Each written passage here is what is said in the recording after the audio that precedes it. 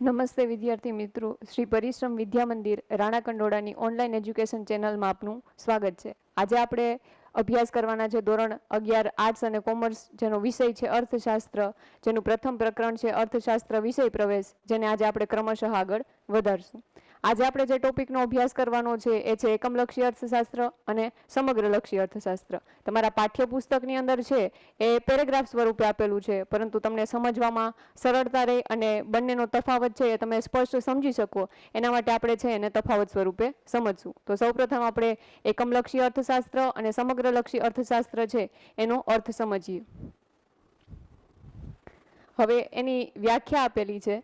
તો એકમલક્ષી અર્થશાસ્ત્ર છે એ કોને કહી શકાય? તો કે જે અભ્યાસમાં અર્થતંત્રના એકમનો અભ્યાસ થાય છે તેને એકમલક્ષી અર્થશાસ્ત્ર તરીકે ઓળખવામાં આવે છે. હવે અહીંયા છે એ જેવું ટોપિકનું નામ છે એના ઉપરથી જેની વ્યાખ્યા છે એ એના જેવી જ છે, સિમિલિયર છે. તો કે જે અભ્યાસમાં અર્થતંત્રના એકમનો અભ્યાસ થાય, એટલે કે માત્ર એક જ એકમનો અભ્યાસ કરવામાં આવતો હોય એને એકમલક્ષી અર્થશાસ્ત્ર તરીકે ઓળખવામાં આવે છે. એનું એક્ઝામ્પલ જોઈએ તો કે પેઢી અથવા એકમ, એટલે કે કોઈ પણ એક જ પેઢી અથવા કોઈ પણ એક જ એકમનો અભ્યાસ કરવામાં આવતો હોય એને એકમલક્ષી અર્થશાસ્ત્ર તરીકે ઓળખવામાં આવે છે. તો હવે સમગ્રલક્ષી અર્થશાસ્ત્ર છે એ કોને કહેવાય? તો એમાં પણ એમ જ છે કે જે સમગ્રલક્ષી અર્થશાસ્ત્ર નામ છે એની ઉપરથી જ એની વ્યાખ્યા છે તો કે જે અભ્યાસમાં સમગ્ર ક્ષેત્રનો અભ્યાસ થાય છે એને સમગ્રલક્ષી અર્થશાસ્ત્ર કહે છે. એટલે કે જે ક્ષેત્ર છે એની અંદર સમગ્ર ક્ષેત્રનો સમાવેશ થતો હોય. હવે આપણો દેશ છે એને 3 ક્ષેત્ર છે રોજગારી પૂરી પાડે છે. પેલું છે ખેતી ક્ષેત્ર, બીજું છે ઉદ્યોગ ક્ષેત્ર અને ત્રીજું છે સેવા ક્ષેત્ર. એટલે કે જે સમગ્ર ક્ષેત્રનો અભ્યાસ કરવામાં આવે એને સમગ્રલક્ષી અર્થશાસ્ત્ર તરીકે ઓળખવામાં આવે છે. હવે ધારો કે ઉદ્યોગ ક્ષેત્ર લે તો ઉદ્યોગમાંથી કોઈ પણ એક જ પેઢીનો અભ્યાસ થતો હોય તો એ એકમલક્ષી અર્થશાસ્ત્ર છે, અને સમગ્ર ઉદ્યોગ ક્ષેત્ર છે એનો અભ્યાસ થતો હોય તો એ સમગ્રલક્ષી અર્થશાસ્ત્ર છે. તો હવે આપણે જોઈએ કે એકમલક્ષી અર્થશાસ્ત્ર છે એની અંદર કેન્દ્ર બિંદુ તરીકે છે એ કયા પોઈન્ટનો સમાવેશ થાય? તો એની અંદર છે એકમ અથવા પેઢી એ છે આમાં કેન્દ્ર સ્થાને છે. હવે એની અંદર છે એકમ અથવા પેઢી છે એની અંદર માંગ, પુરવઠો અને શ્રમનો અભ્યાસ છે એ કરવામાં આવે છે. તો સૌપ્રથમ તો માંગ કોને કહેવાય અને પુરવઠો કોને કહેવાય? તો માંગ એટલે શું? તો કે ગ્રાહક છે એ ચોક્કસ સમયે અને ચોક્કસ કિંમતે કોઈ વસ્તુ ખરીદવાની ઈચ્છા, શક્તિ અને તૈયારી દર્શાવે તો એને માંગ તરીકે ઓળખવામાં આવે છે. બીજું છે પુરવઠો. તો પુરવઠો કોને કહી શકાય? તો કે વેપારી છે એ જે ઉત્પાદિત વસ્તુઓ છે એનો જે ભાગ બજારમાં વેચવા માટે તૈયાર હોય એને પુરવઠા તરીકે ઓળખવામાં આવે છે. અને શ્રમનો અભ્યાસ થાય છે. શ્રમ એટલે શું? તો કે એકમ છે અથવા પેઢી છે એની અંદર કામ કરતા કર્મચારીઓ છે તો એનો અભ્યાસ છે એ એકમલક્ષી અર્થશાસ્ત્રની અંદર કરવામાં આવે છે. એટલે કે કેન્દ્ર સ્થાન તરીકે માંગ, પુરવઠો અને શ્રમનો અભ્યાસ છે એ એકમલક્ષી અર્થશાસ્ત્રની અંદર કરવામાં આવે છે. ટૂંકમાં સમજૂતી મેળવી હોય તો કે કોઈ એક એકમ હોય અથવા પેઢી હોય તો એની અંદર જેટલી બાબતોનો સમાવેશ થાય એ તમામનો સમાવેશ છે એ એકમલક્ષી અર્થશાસ્ત્રની અંદર થાય છે. તો હવે સમગ્રલક્ષી અર્થશાસ્ત્ર છે એની અંદર કોનો સમાવેશ થાય?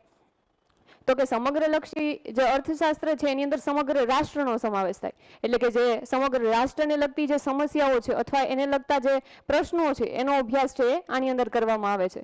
હવે અહીંયા એક શબ્દ આપેલું છે કે સમષ્ટિ. સમષ્ટિ એટલે શું? તો કે સમગ્ર ક્ષેત્રને આવરી લેતા હોય એને સમષ્ટિ તરીકે ઓળખવામાં આવે છે. એટલે કે આખા ક્ષેત્રનો અભ્યાસ થાય એ સમષ્ટિ છે, અને એની અંદરથી કોઈ પણ એક એકમનો અભ્યાસ કરવામાં આવે એને નિદર્શ તરીકે ઓળખવામાં આવે છે, જેને આપણે એકમલક્ષી અર્થશાસ્ત્રની અંદર સમાવી શકીએ. તો હવે એની અંદર છે એ સમગ્ર રાષ્ટ્રની કુલ રોજગારી, આપણી કુલ રાષ્ટ્રીય આવક અને વસ્તી, આવા પ્રશ્નોનો સમાવેશ થાય છે. જે કે જે સમગ્ર રાષ્ટ્રને લગતા પ્રશ્નો છે એને સમગ્રલક્ષી અર્થશાસ્ત્રમાં છે એ કેન્દ્ર બિંદુ તરીકે ઓળખવામાં આવે છે. આપણા દેશને કુલ કેટલી રોજગારી મળે છે, આપણા દેશની રાષ્ટ્રીય આવક કેટલી છે, આપણા દેશની અંદર વસ્તી કેટલી છે, તો આવા જે સમગ્ર રાષ્ટ્રને લગતા પ્રશ્નો છે એનો સમાવેશ છે સમગ્રલક્ષી અર્થશાસ્ત્રની અંદર કરવામાં આવે છે. હવે આ જે સમગ્રલક્ષી અર્થશાસ્ત્ર છે અને એકમલક્ષી અર્થશાસ્ત્ર છે એ આપણને કયા નિર્ણયો લેવામાં મદદ કરે છે અથવા કયા એવા વ્યક્તિઓ છે કે જેને આ ઉપયોગમાં આવે છે? તો હવે એકમલક્ષી અર્થશાસ્ત્ર છે એ વસ્તુની કિંમત નક્કી કરવા, પેઢીની સમતુલા તથા જે શ્રમિક છે એની સીમાંત ઉત્પાદકતાને આધારે વેતન નિર્ધારણની અંદર આપણને મદદરૂપ થાય છે. આનો અભ્યાસ આપણે કરીએ તો એ આપણને ક્યાં ફાયદો કરાવે અથવા એનો જે ઉપયોગ છે એ ક્યાં થાય તો એની અંદર છે એ વસ્તુની કિંમત નક્કી કરવા. હવે જ્યારે આપણે વસ્તુ છે એ બનાવતા હોય અને પહેલી જ વખત જ્યારે આપણે એને બજારમાં મૂકવાના હોય તો એ વસ્તુની કિંમત કેટલી રાખવી જોઈએ કે જેના કારણે આપણી વસ્તુ છે એ વેચાય અથવા એની કિંમત છે એ કેવી રીતે નક્કી કરવી એનો અભ્યાસ કરી શકીએ. પછી છે પેઢીની સમતુલા. અત્યારના હરીફાઈના યુગની અંદર છે આપણા પેઢીની સમતુલા કયા પ્રકારની છે, હરીફાઈનું પ્રમાણ કેટલું છે, આપણા હરીફો છે એ કેટલા છે, તો એનો સમાવેશ થાય છે. તથા શ્રમિકની સીમાંત ઉત્પાદકતાનો સમાવેશ થાય છે. હવે સીમાંત ઉત્પાદકતા એટલે શું? ધારો કે કોઈ એક શ્રમિક છે એને તાલીમ આપવામાં આવે, એને પ્રોત્સાહન આપવામાં આવે, એના કાર્ય છે એની સરાહના કરવામાં આવે, ત્યારબાદ એની અસર છે એના ઉપર કેવી રીતના થાય છે. એટલે કે એક શ્રમિક છે એને આ બધું ફાળવવામાં આવે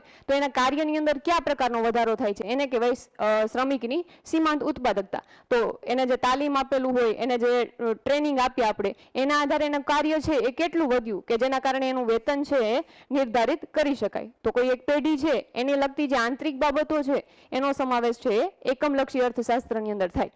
તો હવે સમગ્રલક્ષી અર્થશાસ્ત્ર છે તો એના ઉપરથી આપણે કયા નિર્ણયો લઈ શકીએ? તો સૌથી પહેલું છે ભાવ સપાટી, નાણાંનું મૂલ્ય, રાષ્ટ્રીય આવક અને આપણી જે રાષ્ટ્રની જે સમસ્યાઓ છે એની અંદર છે બેકારી, ગરીબી અને વસ્તી. તો આ બધાનો સમાવેશ છે અથવા એના નિર્ણયો છે આપણે લઈ શકીએ.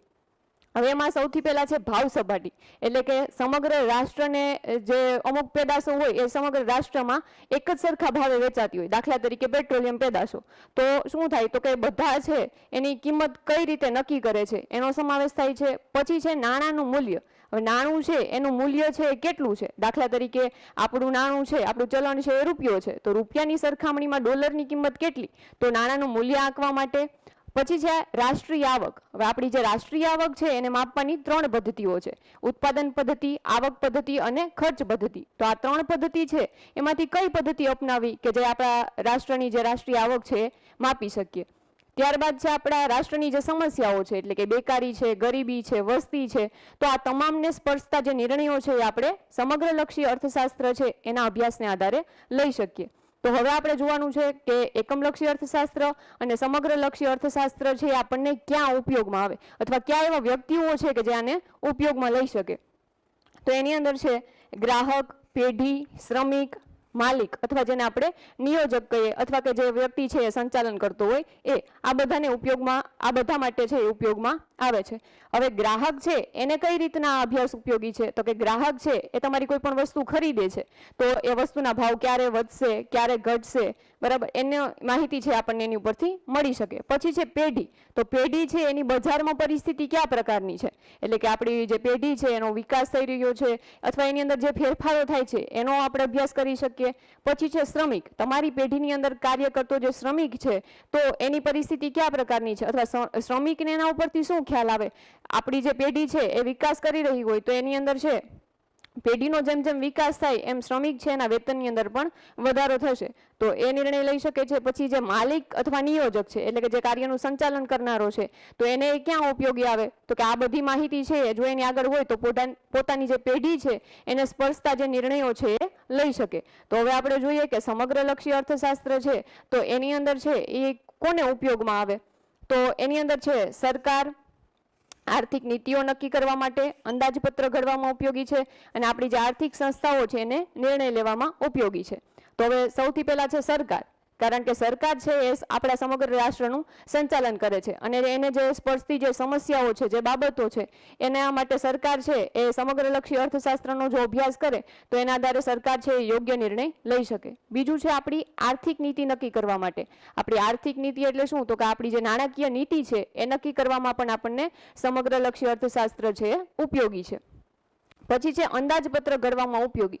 હવે અંદાજપત્ર એટલે શું તો કે સરકાર છે એ આગામી વર્ષ દરમિયાન આપણે સમગ્ર વર્ષ દરમિયાન કેટલી આવક થશે અને કેટલી ખર્ચ થશે એના જે આંકડાઓ રજૂ કરતું જે પત્રક રજૂ કરે એને અંદાજપત્ર તરીકે ઓળખવામાં આવે છે કે જેને આપણે ઇંગ્લિશની અંદર બજેટ તરીકે ઓળખીએ છીએ.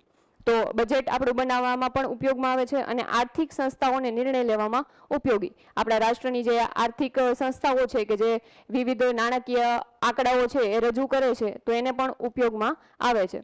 હવે સમગ્રલક્ષી અર્થશાસ્ત્ર અને એકમલક્ષી અર્થશાસ્ત્ર આ બે વિભાગ છે એ માત્ર વર્ગીકરણ અથવા વિશ્લેષણ કરવા માટે જ પાડવામાં આવ્યા છે. હવે એકમલક્ષી અર્થશાસ્ત્ર છે એના ઉપરથી આપણે સમગ્રલક્ષી નીતિ છે એ નક્કી કરી શકીએ છીએ અને સમગ્રલક્ષી અર્થશાસ્ત્ર છે એની એકમ ઉપર પડેલી અસરો છે એ આપણે એકમલક્ષી અર્થશાસ્ત્રની અંદર ઉપયોગમાં લઈ શકીએ છીએ. જો વિદ્યાર્થી મિત્રો તમને આ ટોપિકની અંદર છે એ કોઈ પણ પ્રશ્ન હોય અથવા કોઈ એવો પોઈન્ટ છે કે જે તમને ન સમજાણો હોય તો તમે નીચે કોમેન્ટ સેક્શનમાં કમેન્ટ કરી શકો કે જેના કારણે આવનારા વિડીયોની અંદર છે તમને એનું સોલ્યુશન મળી શકે.